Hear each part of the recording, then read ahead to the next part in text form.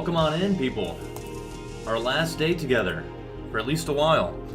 And then, 3 weeks, and then we'll finish up the class. I think by Christmas, which will be pretty cool. But, people, I'm going to miss you guys. Hope you guys do well in your other 3 classes. But let's finish this thing up here.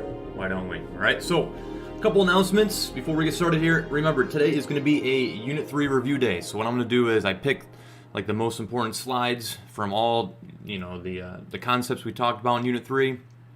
And we're going to prioritize those, and I'm just going to review and get you guys kind of ready to take your Unit 3 test. And then once we're done with that, we'll hop into Google Meet, at least for a little bit, and I will, assign the test then, and then I probably won't hold you guys all too long, but I want you guys to at least start taking the test today a little bit, or some of you guys need to do the Unit 3 AP Classroom MCs first, right? So make sure you guys do that first before you take your test, okay? And then make sure you guys finish your test on time, right? So I'm going to give you guys the same length of time as I did on the other 2 tests. I'm going to give you guys 5 days, so this thing is going to be due on Tuesday.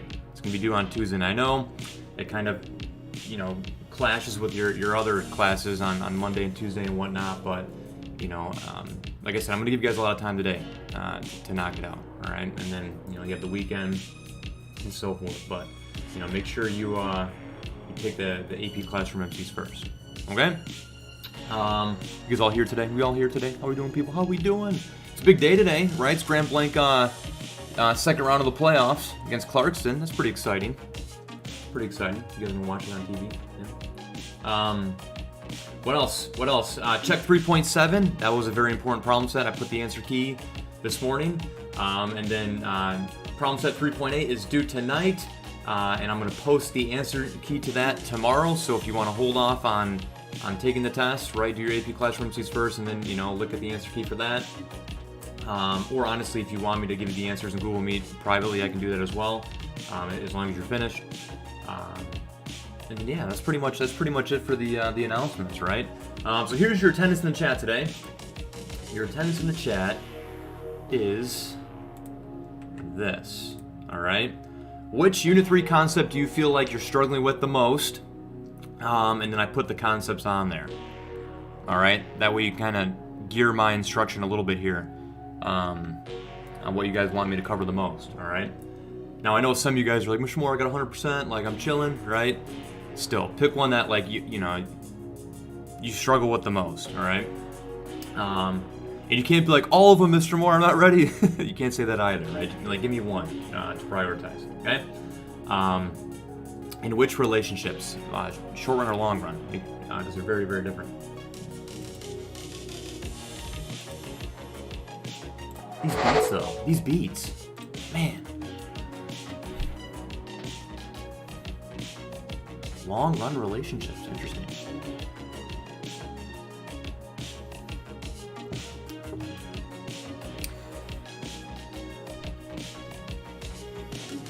All right, so we got a lot of long-run relationships. We got some Phillips curves, which is to be expected. Cool. Good, I'm glad I asked. A lot of Phillips curve, a lot of long-run relationships. I will be honest with you, people, I didn't put too much Phillips curve on your Unit 3 test, if that's any, good news for you at all. And honestly, I think there's only 2 long-run questions on there as well, so based on what you guys are telling me, you guys should do really good. But I'm still going to cover those in great detail here in a moment. Very, very good. All right, cool. And I'm gonna revisit the shifters as well, because some of you guys are like, oh, I know aggers, man, aggers, supply shifters, but if you don't know the AD and AS shifters, right, that is a majority of the test. People, I would say the Unit 3 test, I would say about 50% of it is I'm going to give you an AD or an AS shifter, and you have to tell me what happens to price level, output, unemployment. Right? Now we learned a lot of different relationships in this class, right? We did nominal incomes and wages, real wages and things like that. I kept the test pretty easy. All right. Basically, all I'm really going to ask you about is output, price level, and unemployment for the most part. All right. So just understand that as well. I like to get you guys very prepared for the AP test, but my tests usually aren't as insane. Okay. All right. Let's jump into it, people. Let's jump into it. let's get after it a little bit. Okay, so I'm going to cover everything like I said, but, okay, but I'll cover long run and Phillips curve the most, okay? All right, so people, the first thing is, remember, what is aggregate demand?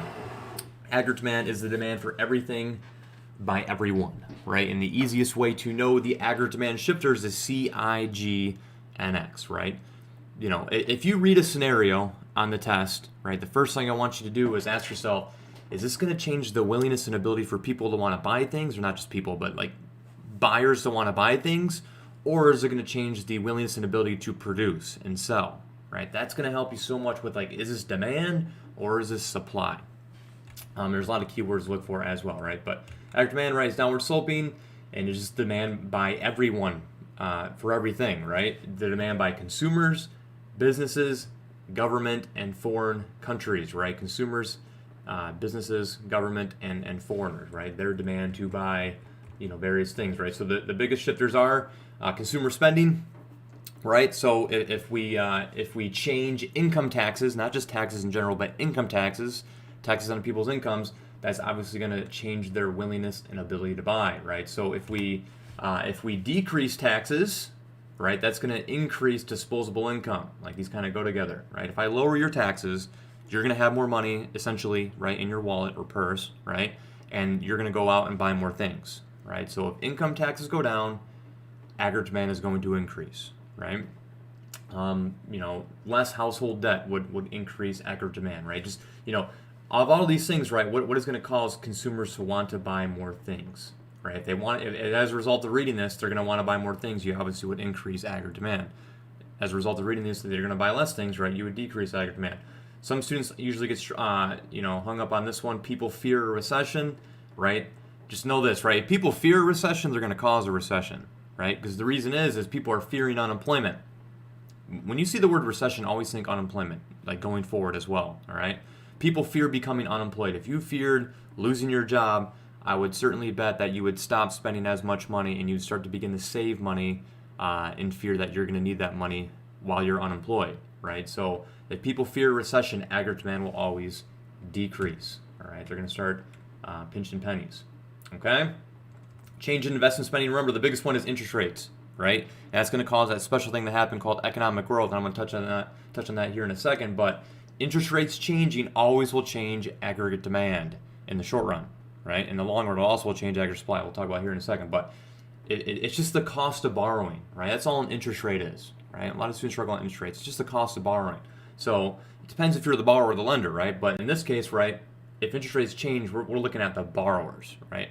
Are businesses going to be more or less likely to take out loans? If interest rates go up, right, businesses are going to be less likely to take out loans. Thus, they're going to be less willing to buy things. Aggregate demand would have to decrease, right?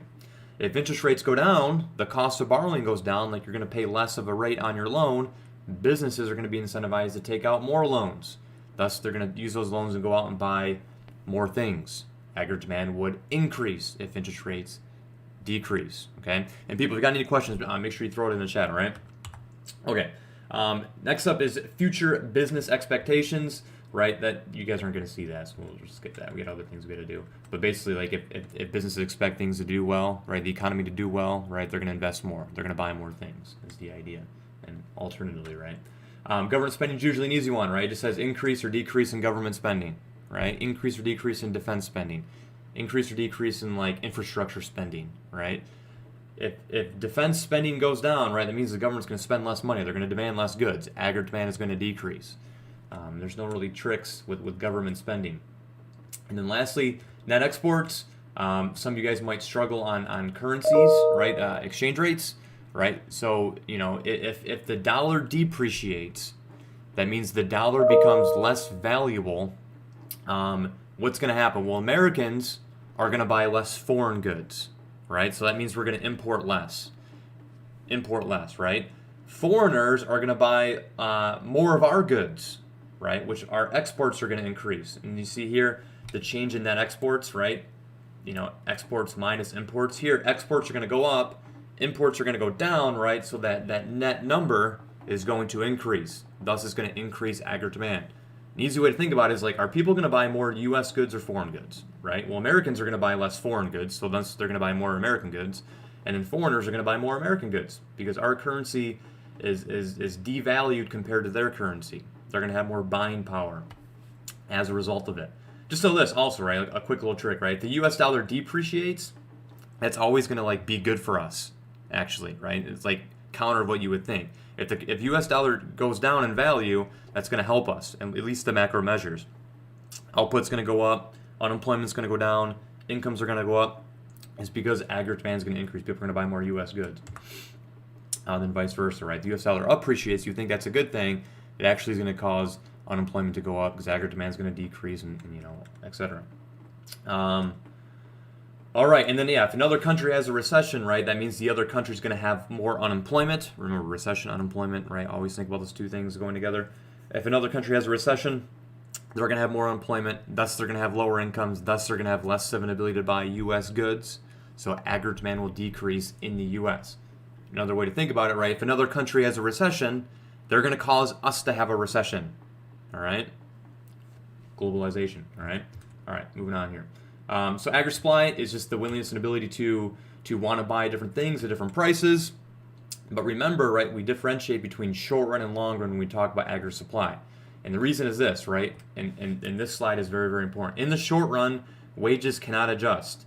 It's like too short a period of time where contracts can expire, where people can renegotiate higher or lower wages, perhaps, right? In the long run, wages are flexible. In the short run, wages are sticky. They cannot change in the short run, right? So we talked about why aggregate supply is upward sloping. It's this idea that if prices double and you get to pay your workers the same amount, there's an incentive to produce more. There's an incentive to hire more workers, right? Because they're going to produce more output and you get to still pay them the same, and the value of the good that they produce is going up, right? So in the short run, aggregate supply is always upward sloping.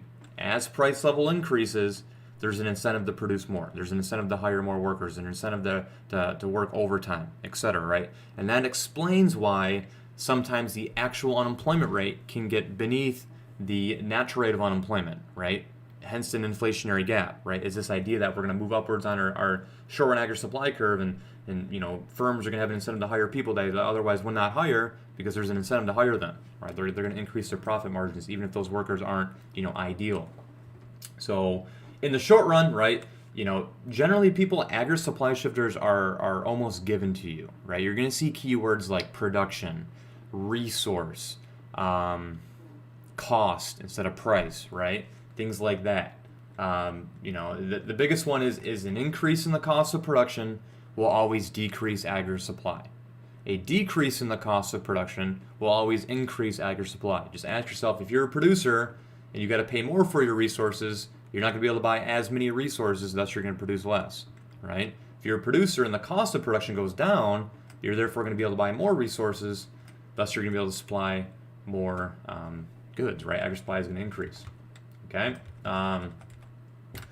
That's that. People, it's very rare to see changes on taxes and subsidies, right, on businesses. You just probably won't see that, but we cover it anyway just in case.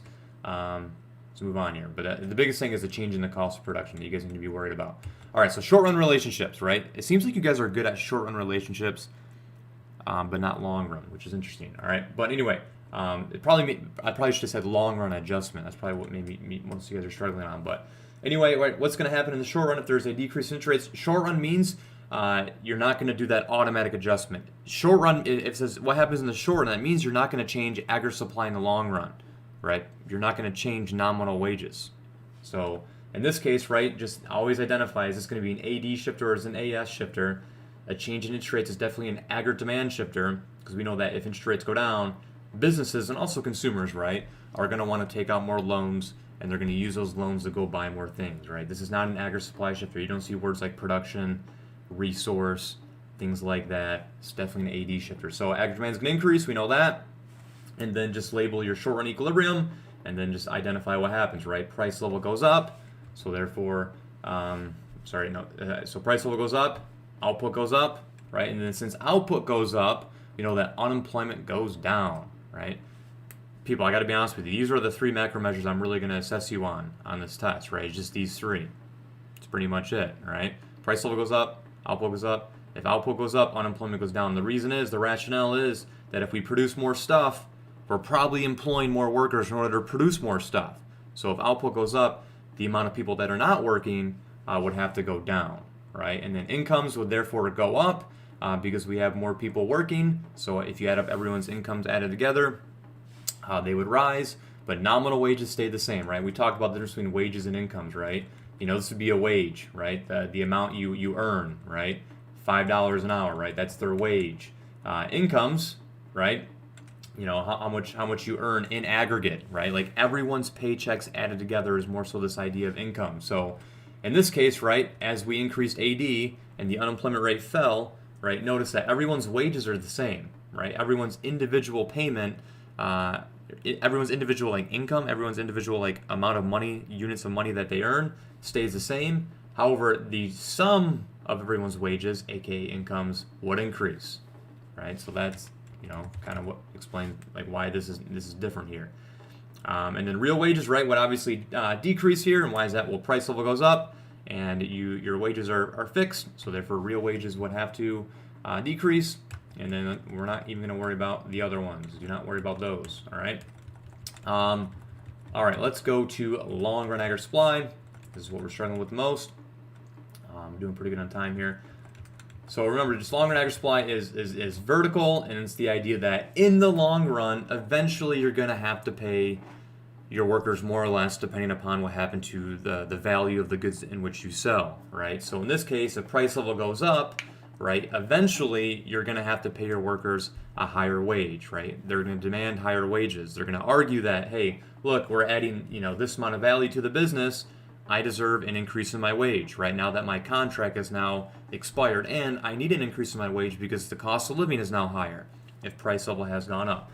So it's the idea that if price level doubles, people's wages are going to double. So in the long run, there's no real incentive to increase production, right? So long run aggregate supply is this idea that it's vertical, right? It's fixed, and full employment is how much output we can produce. That's what LRAS represents. How much output, how much things we can produce if we have the net rate of unemployment, 5%, right? If we have the net rate of unemployment.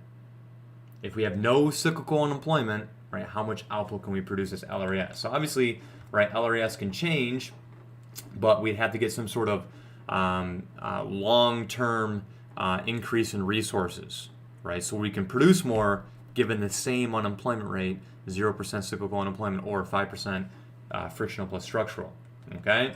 So remember, the economy can only be in one of three places at any given time. So what we really use LRAS for is to identify the state of the economy, right? If we're in a recessionary gap, that means our actual GDP is less than our potential GDP, right? This pink line here represents full employment. It represents LRAS, right? So if our actual GDP is less than potential, we're said to be in a recessionary gap or a negative output gap.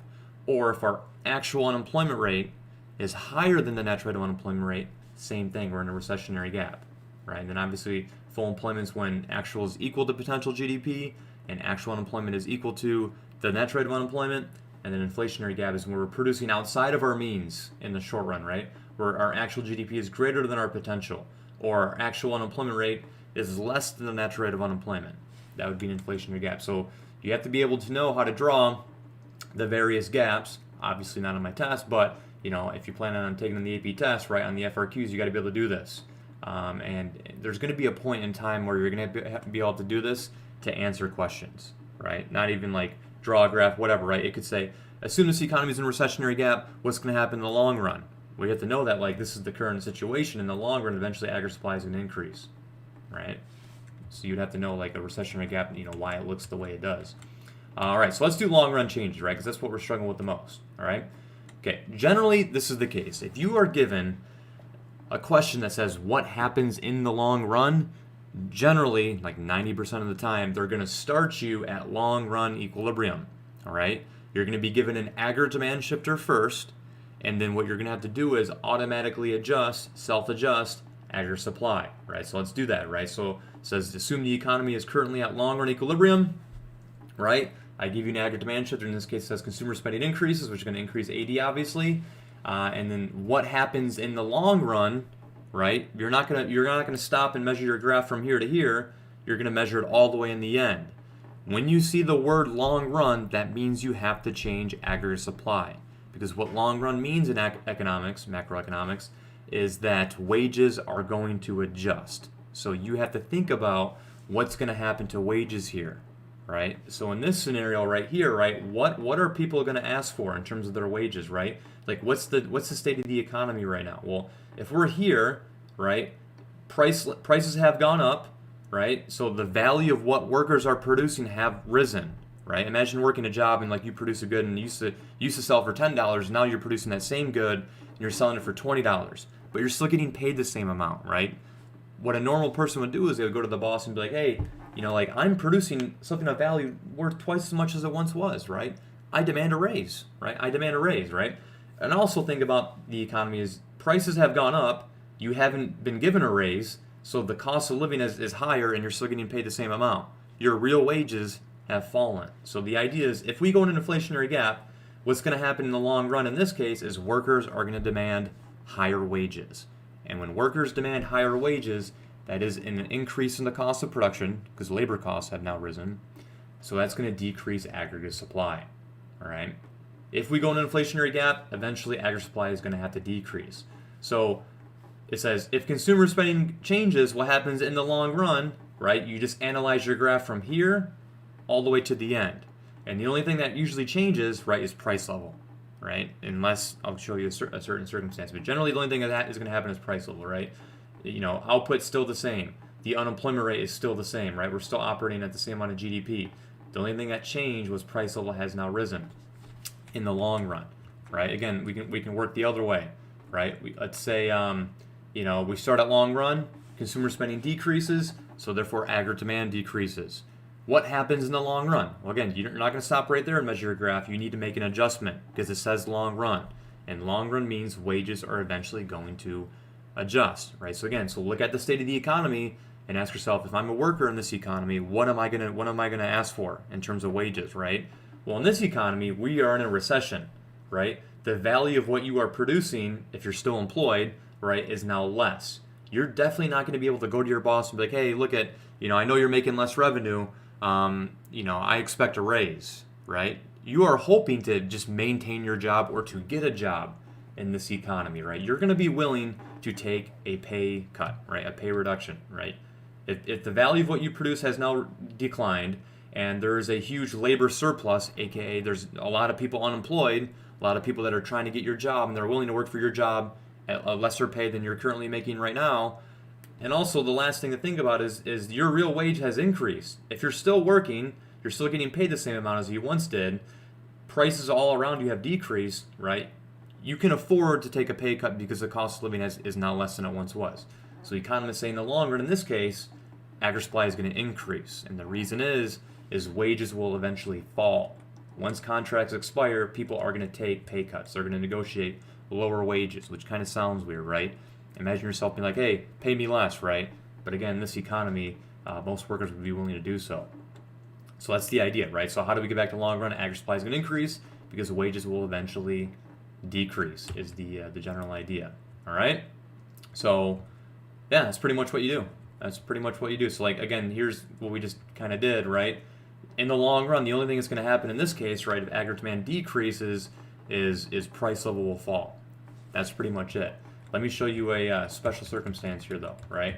Sometimes you don't start at long run equilibrium, and sometimes if that's the case, right, they don't give you an AD shifter. They're going to say, we're currently in a recessionary gap. What happens in the long run?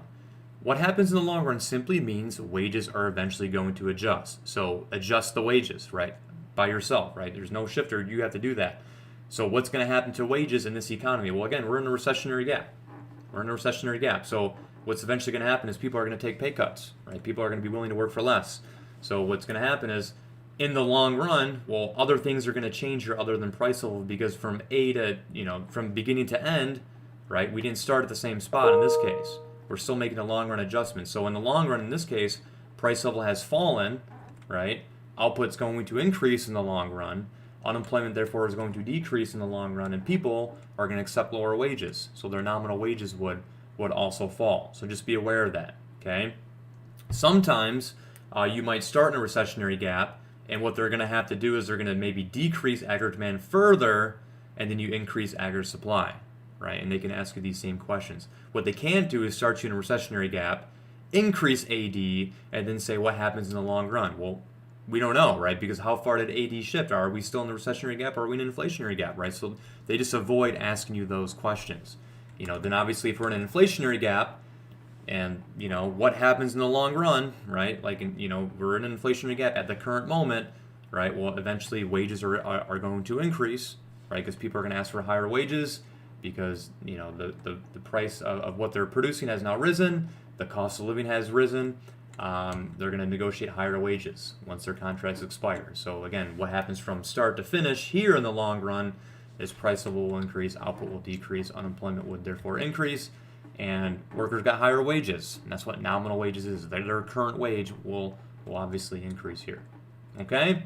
So that's the idea of long, like changing long run, and then like analyze your graph in the long run. You just do it from wherever you started to the very end, and then just look at those macro measures. Usually, I will say though, you start at long run, you end at long run. So the only thing that is going to change is price level based on where you changed AD off the get-go. Okay. We talked about economic growth, right? Remember, the only thing that's going to cause economic growth is it has to be something that would change the PPC, right? So interest rates going down is the shifter that I need you guys like sounding alarm bells in your mind that like this is special, this is different. Obviously if interest rates go down, we know it's going to increase aggregate demand, right? Because businesses are going to take out more loans and they're going to go buy more things. They're demanding more things. They're willing to buy more things, but this is the one time where aggregate supply doesn't go back in the long run. And the reason is when we buy those new machines, tools, and equipment, right? Because that's what businesses buy. They buy capital goods to increase their production. Is eventually we're going to put those tools and machines to use, right? So that's going to increase productivity. It's going to increase technology. It's going to increase aggregate supply. So in the long run, what's going to happen is AS will increase, not decrease. This is the only time it happens. Thus, LRIS will move, right? Because think about now, if we have more capital goods, we have more resources, we have more technology, even at 5% unemployment like we did beforehand, we're not going to produce here. Now we're going to be able to produce more because we have more machine tools and equipment. This is long run. This is sustainable. So LRIS moving to the right. So you may or may not get a question that says, graphically, how do we illustrate economic growth? There's two ways. There's two different graphs. We could either, one, increase LRIS to the right. That would illustrate economic growth, or we could increase the PPC, shifting it outwards to the right. That would also represent economic growth. So there's two graphs to show economic growth, PPC shifting out and the LRIS shifting right. There's also two ways to show stagflation. Hopefully I don't forget. Yeah, we're going to aggregate supply right now, so I'll cover that here, right? Or Phillips curve. All right, so Phillips curve, again, is another one that you guys really seem to be struggling on, which is obviously, not surprising, right? We only spent 1 day on it, right? Usually in class we spend a little bit more, right? We spend like 2 to 3 days on it. And we usually have like erase boards, and I'm watching you guys draw the graph, and I'm critiquing you, right? It's just something we're gonna have to navigate this year, and you're just gonna have to be more intrinsically motivated to be drawing graphs, at your home. But the Phillips curve is this idea, right? The short-run Phillips curve is the inverse relationship between inflation and unemployment, right? Think about the short-run Phillips curve is like different points that are plotted in a different moment in time, and if you draw a line of best fit, generally there is an inverse relationship between inflation and unemployment. We talked about when inflation's high, generally the unemployment rate's low. That's why inflation is high. A lot of people are working, they're pulling up prices. And then when inflation's low, generally it's when unemployment's high, because if inflation's low, that must mean we don't have a lot of workers buying things, so price level goes down. So the case has to be unemployment generally is high.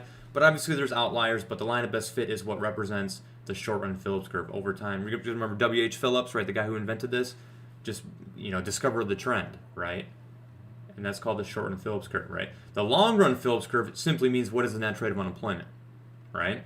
So, if we have structural and frictional unemployment, we're going to be operating at this percent. That's what the long-run Phillips curve means, right? Regardless of price level, in the long run, we should have 5% unemployment, right? Just using that. That's not always going to be the case, but in the U.S., right, that's the number that we like to use.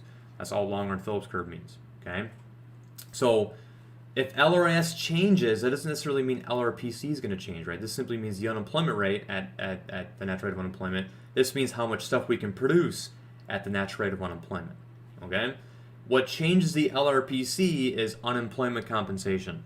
It would have to be something that would change either structural or frictional unemployment. And generally what you're going to see in this class is unemployment compensation. But, you know, they could throw curveballs and throw other things. But just ask yourself, right? Does it change frictional or structural? If it does, that's going to change the LRPC, okay? Whenever unemployment changes here, right, that's cyclical unemployment changing. All right, anyway, so it says, what happens if aggregate demand increases? So if you get a Phillips curve question, what I would recommend that you do is draw both graphs, right? Draw your ADS model and draw your Phillips curve, label everything, right? Don't rush through it, okay? And then draw that change in AD. And when you draw that change in aggregate demand, ask yourself what happens to these two macro measures. Because all we need to do is, you know, reflect this change over to here, all right?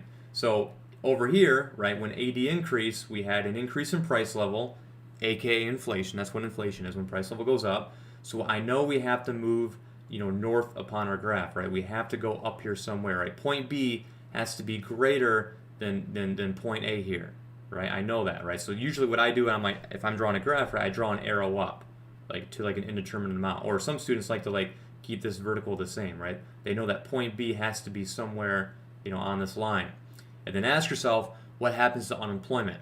Well, think about it, right? These graphs are pretty much the same, but over here, unemployment decreases from left to right, and then over here, unemployment increases from left to right, right? So, you know, if we're producing more output, the amount of unemployment has to decrease, right? So I have to decrease unemployment. So I know that price level is going to go up. I got to move this way. I know that the amount of people unemployed is going to decrease. So I got to move left, right? I got to move this way. So there we go, right? I'm going to put my point B on the Phillips curve. Your point always has to be on a short run Phillips curve somewhere. Sometimes you got to draw a new short run Phillips curve, but it has to be on your short run Phillips curve, right? And remember the trick that I taught you, that whenever aggregate demand changes, all that simply is going to happen on your Phillips curve is we're going to move about your short run Phillips curve. We're going to move along this curve somewhere, right? Because whenever aggregate demand changes, it causes that inverse relationship to occur. When aggregate demand changes, price level is going to go up and unemployment is going to go down. Or price level is going to go down and unemployment is going to go up, right? When we change AD, it causes that inverse relationship to occur. So again, when you change AD, it's going to cause movement along the SRPC. So on a test question, generally what you need to know is it going to cause movement to the left or movement to the right along a short run Phillips curve, right? In this case, it's going to cause movement to the left, okay? That's the idea. You know, a recessionary gap would look like this, right? You know, because our current unemployment rate is greater than the net rate of unemployment. Our actual GDP is less than our potential, so that means unemployment is greater than the net rate of unemployment. This is how you would draw a recessionary gap on both graphs, right? In this case, it says aggregate demand decreases. Again, take your graph and ask yourself, okay, what happens to price level? It goes down. This next point has to be beneath here somewhere, right? We had deflation. Price level has now declined. And then what happens? Output has fallen. So therefore, the amount of people unemployed would have to increase. We're making less stuff. We're using less workers. The unemployment rate has to increase, right? So I'm going to move. Price level is going to go down, and the amount of unemployment is going to increase, right? Again, I changed aggregate demand over here. I can't be shifting this curve. I got to be moving along this curve. I started in a recessionary gap, and I went further in a recessionary gap. Started in a recessionary gap, went further in a recessionary gap, and these measures are consistent, right? Price level went down, unemployment went up, unemployment went up. All the Phillips curve is really simply reflecting your change on the ADS model, right? So maybe some of you guys are struggling on your Phillips curve, right? Because like you're struggling with the ADS model is probably the case. Okay, this one's different, right? Let's change aggregate supply here. So if aggregate supply changes, right, it decreases in this case, right? You know, maybe an increase in the cost of production would probably be the likely shifter here. Again, just ask yourself, okay, what happens to price level and unemployment? Well, price level went up, right? So I need to move this way, right? My next point, this green point, has to be greater than this yellow point, like you know, higher up, more inflation. But what happened to unemployment? Well, in this case, we're producing less stuff, so unemployment has gone up, right? So I know I need to move this way, and I also need to show unemployment increasing. Like I can't get there by moving along my curve. And that shouldn't be a surprise, right? We know that when we change AD, it's going to cause movement along the curve. When we change aggregate supply, right, it's always going to cause both of those figures to either increase or decrease. In this case, they're both going to increase, right? So when I change aggregate supply, I need to shift the SRPC, right? And I also need to make sure that this point isn't here. It's in a recessionary gap, and it's to the right and upwards to my initial point, right? Because price level went up and unemployment went up. Price level went up and unemployment went up. So remember, when aggregate supply changes, it causes a shift in your SRPC. So I talked about there's two ways to show economic growth, either a rightward shift in the PPC or a rightward shift in LRAS. There's two ways graphically in this class to show stagflation, all right? And this is what stagflation is graphically. Stagflation is a simultaneous increase in inflation and unemployment. So we can either show that by decreasing aggregate supply, or we can also show stagflation by increasing the short-run Phillips curve, okay? I would expect to see a lot of questions like that. What are the two ways to show which of the following correctly would illustrate stagflation? I'm going to throw you off with 4 different answers, right? And one of them either has to be SRPC is increasing or aggregate supply is decreasing. Either of the two there.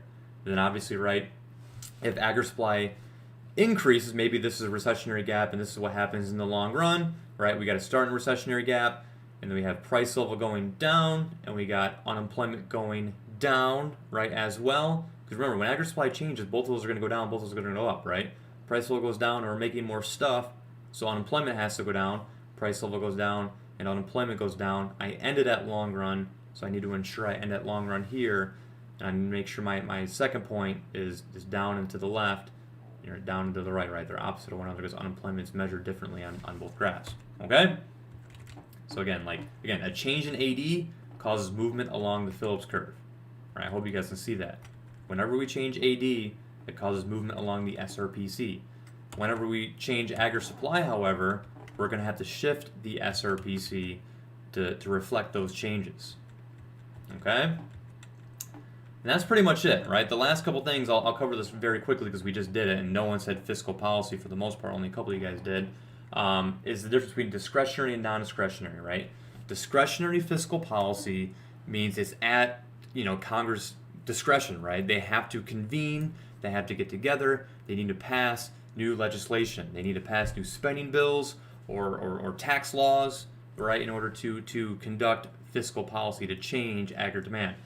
Non-discretionary fiscal policies means they do not need to meet together, right? And these are things that have already been passed that are in place to mitigate the fall in aggregate demand or to mitigate the rise in aggregate demand, right? To help stabilize the business cycle, to stabilize the economy, the ADS model, without getting together and passing new bills, right? So good examples of that is welfare, unemployment compensation, right?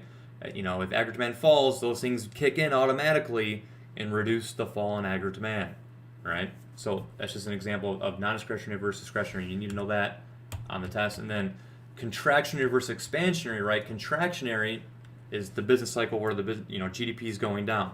Contractionary fiscal policy means Congress is trying to pump the brakes, right? They're trying to slow the economy down.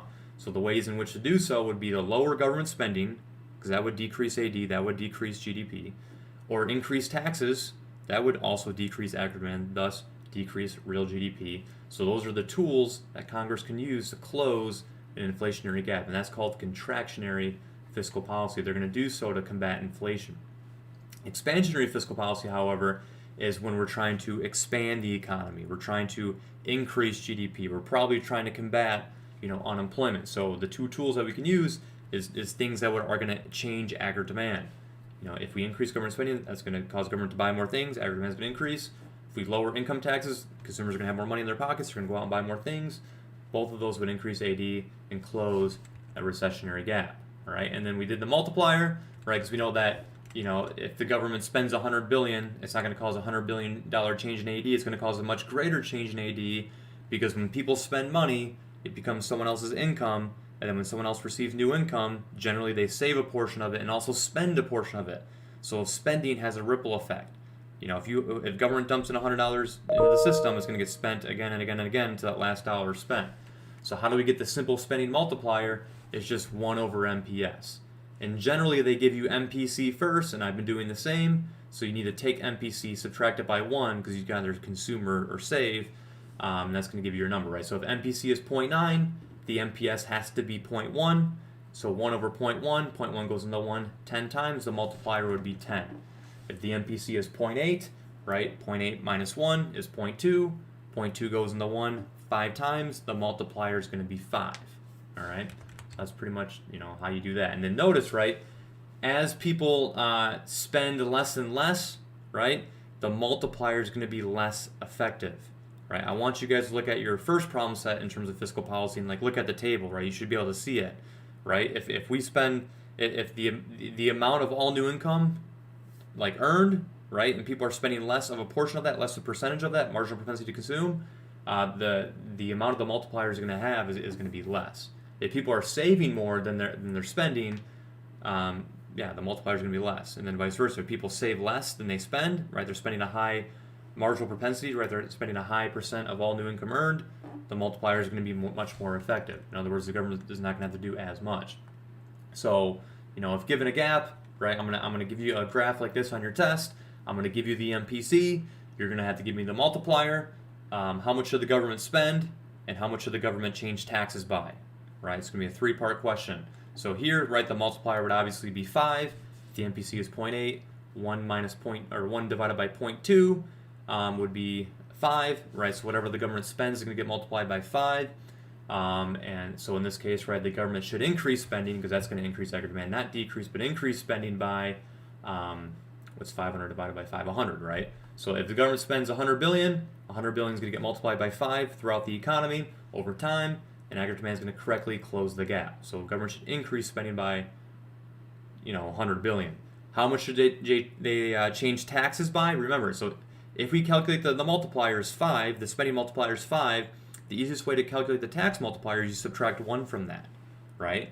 So if the spending multiplier is 5, that means the tax multiplier is going to be 4. So how much should the government, in this case, decrease taxes by, because that's going to increase aggregate demand? The government should decrease taxes by, quick math here, 125, I think that's right, 125. 125 times 4 is 500, I hope. Right, and that would correctly close aggregate demand. Remember that changing taxes is less effective than spending, so the government's going to have to do more. They're going to have to change that number by a lot more than they're going to have to do spending to get the same result. It's because when we change taxes, there's one less ripple effect, is the idea.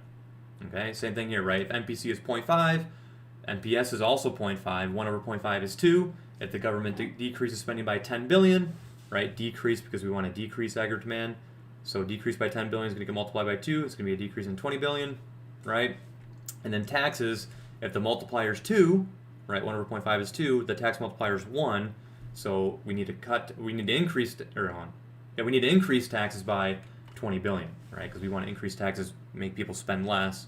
Aggregate demand is going to decrease. So the answer would be increase taxes by 20 billion. Okay? That's pretty much it. That's pretty much it, I would say. All right, so people, let's hop into Google Meet one last time for at least 3 weeks, so I can give you other news, and we can say goodbye.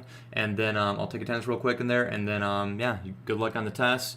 But please do not start your test right until you take the AP Classroom MCs first. And also remember, there's no Phillips curve questions on the AP Classroom MCs, so just understand that as well. All right, people, I'll see you guys here in Google Meet.